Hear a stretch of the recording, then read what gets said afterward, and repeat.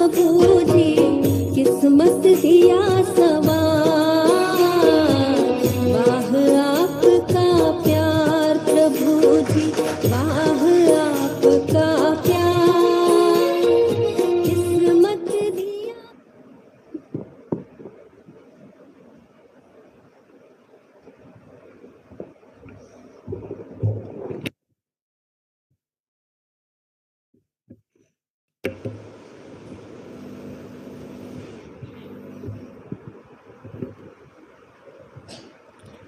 ओम शांति।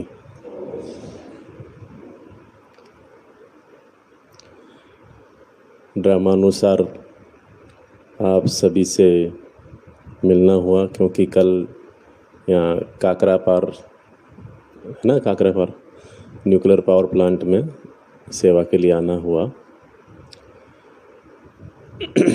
क्योंकि इसकी एक मेन जो ब्रांच है वो राजस्थान में कोटा में रावत भाटा एक जगह है, वहाँ पे है। तो वहाँ जो एसडी थे उनका ट्रांसफ़र यहाँ पे हुआ तो उन्होंने सेवा के लिए बुलाया था।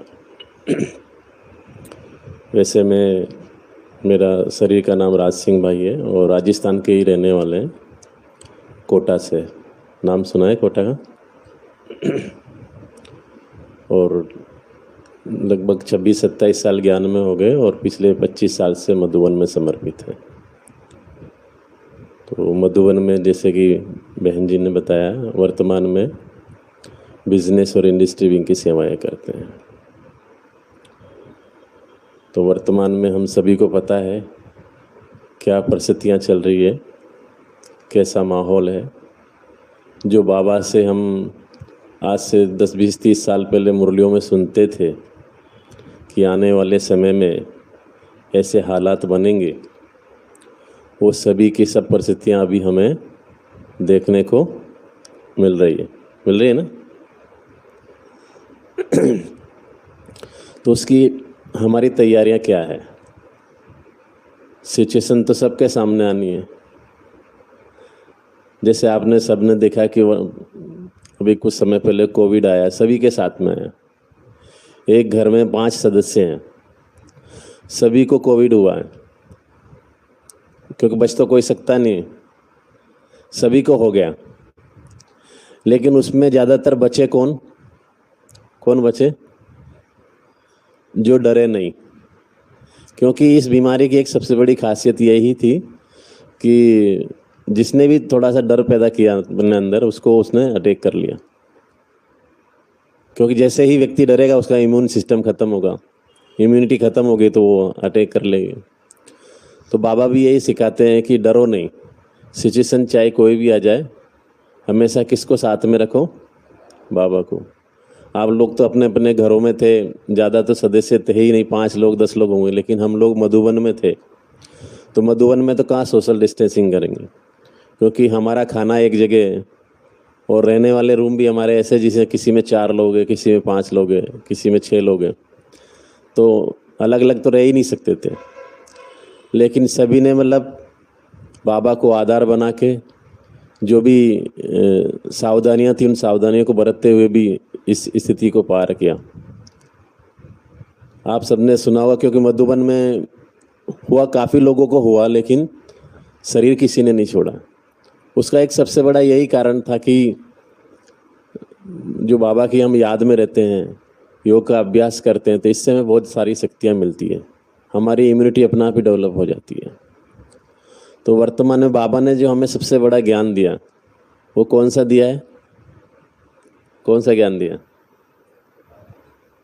ड्रामा का। सबसे ज़्यादा दुख कब होता है? दुख तभी होता है जब हमें ये पता पड़ता है कि ये व्यक्ति अब दोबारा मिलने वाला नहीं है। लौकिक दुनिया में भी हम देखते हैं, कोई शरीर छोड़ता है तो कितने रोते हैं उसके लिए, क्योंकि वो ये समझते हैं शायद अब दोबारा मिलेगा नहीं। लेकिन जैसे ही बाबा के बने, तो बाबा के बनने के बाद हमें एक ड्रामा का ज्ञान मिला। हमें क्या ज्ञान मिला? कि दोबारा मिलेगा, लेकिन कब मिलेगा? फिर कल्प के बाद। अगर हम सभी को केवल एक ही ये लाइन, ड्रामा की लाइन अगर हमारी बुद्धि में बैठ जाए कि दुनिया में जो भी हो रहा है, नथिंग न्यू, कुछ भी नया नहीं है, जैसे हम सभी यहाँ बैठे थे, अब कब बैठेंगे? 5000 और साल के बाद। तो नया कुछ भी नहीं, ड्रामा हू बहू रिपीट हो रहा है। यही दिमाग में अगर बैठ जाए तो किसी बात की ना तो हमें चिंता रहेगी, ना दुख रहेगा, निश्चिंत लाइफ होगी। इसलिए बाबा कहते हैं कि जो ज्ञान है उसको प्रैक्टिकल में आप इमर्ज करके रहो। तो एक छोटी सी बात मैं अपनी सुना के बात को ख़त्म करना चाहूँगा। एक बार एक माता थी, वो माता हर महीने पूरे गांव वालों को भोजन कराती थी। एक बार उसने भोजन बनाया, भोजन तैयार किया और गांव वालों को निमंत्रण दिया। तो गांव वाले भोजन के लिए आने वाले थे। अचानक सामने से एक व्यक्ति को देखती है। तो माता जी पूछती, भाई तुम कौन हो? वो व्यक्ति कहता है कि मैं यमदूत हूँ। वो यमदूत हो तो यहाँ किस लिए आए हो? बोला मुझे यमराज ने भेजा है। बोला किस लिए? बोलो आपको ले जाने के लिए। तो माता जी ने कहा कि भाई मैं आज नहीं जाऊँगी, क्योंकि आज तो मेरा भोजन है, बहुत सारे गांव वाले भोजन करने आने वाले हैं। तो यमदूत ने कहा भाई मैं कुछ नहीं जानता, मेरे पास ये लिस्ट दी हुई है जिसमें आपका नाम है, और लिस्ट सबसे ऊपर में आपका ही नाम है।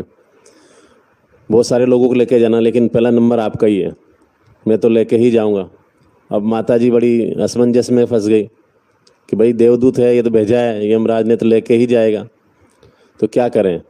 तो माता जी ने एक दिमाग लगाया कि एक काम करो, अब जब तुम लेके ही जाओगे तो कम से कम इतना सारा मैंने भोजन बनाया है, तुम तो भोजन कर लो। तो यमदूत वो ने बोला क्या फ़र्क पड़ता है, 2 मिनट बाद चलेंगे। तो यमदूत भोजन करने लगा। जैसे ही भोजन करने लगा तो माता जी ने क्या किया, वो जो लिस्ट रखी हुई थी साइड में, चालाकी से अपना जो ऊपर नाम था उसको काट के सबसे नीचे लिख दिया। अब यमदूत ने भोजन कर लिया। भोजन करने के बाद बोला माता जी भोजन बहुत अच्छा बना है, बहुत स्वादिष्ट भोजन था, मेरा दिल खुश हो गया। अब एक काम करता हूँ, ले जाने की जो शुरुआत मैं नीचे से करता हूँ।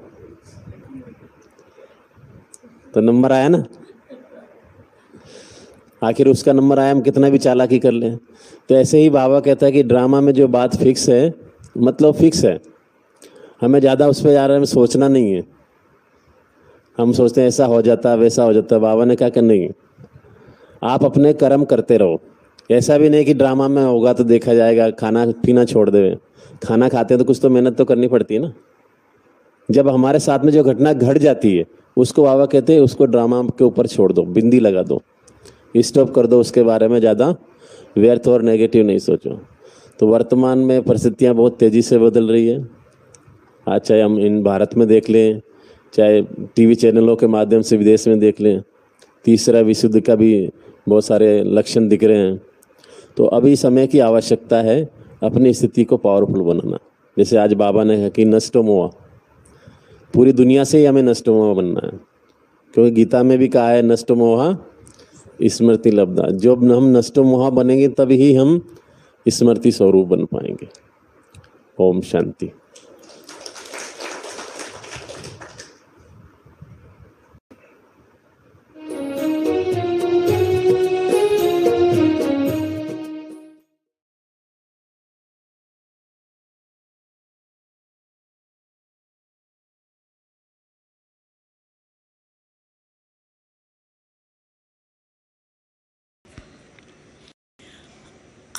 हर एक बच्चा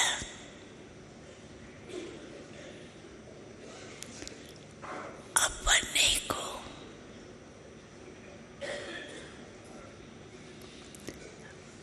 मन के मालिक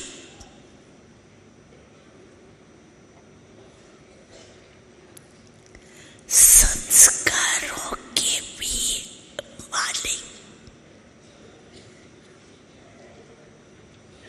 समझते हो।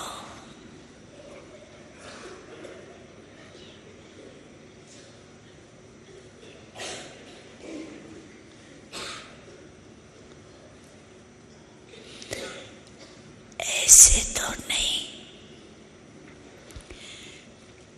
कभी आप मन के मालिक होते, वह कभी मन आपका मालिक होता।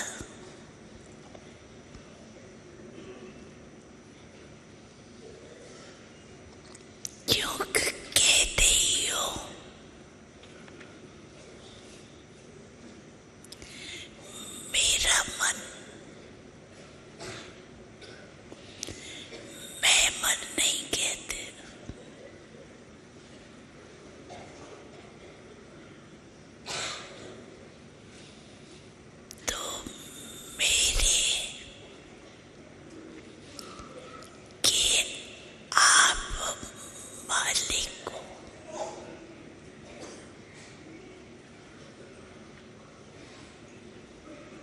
चीख